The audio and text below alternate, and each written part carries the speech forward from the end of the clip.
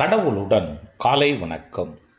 புனித யோவான் எழுதின செய்தி 1 அதிகாரம் 19 முதல் 28 வரை உள்ள இறைவார்த்தைகள்.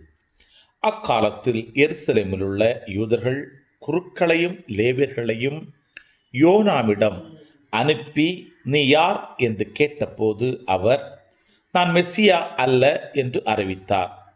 இதை அவர் வெளிப்படையாக கூறி மறுக்காமல் ஒப்புக்கொண்டார். அப்போது, அப்படியானால் நீர் யார்?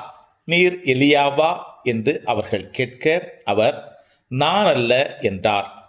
நீர்தாம் வரவேண்டிய இறைவாக்கினரா என்று கேட்டபோதும் அவர், இல்லை என்று மறுமொழி கூறினார். அவர்கள் அவரிடம், நீர் யார்? எங்களை அனுப்பியவர்களிடம் நாங்கள் மறுமொழி சொல்லியாக வேண்டும். எனவே உம்மை பற்றி என்ன சொல்கிறீர் என்று கேட்டார்கள். அதற்கு அவர், ஆண்டவருக்காக வழியை செம்மைப்படுத்துங்கள் என பாலை நிலத்தில் குரல் ஒன்று கேட்கிறது என்று இறைவாக்கினர் எசையா உரைத்தது என்னை பற்றியே என்றார். பரிசேயரால் அனுப்பப்பட்ட அவர்கள் அவரிடம், நீர் மெஸ்ஸியாவோ எலியாவோ வரவேண்டிய இறைவாக்கினரோ அல்லவென்றால் ஏன் திருமுழுக்கு கொடுக்கிறீர் என்று கேட்டார்கள்.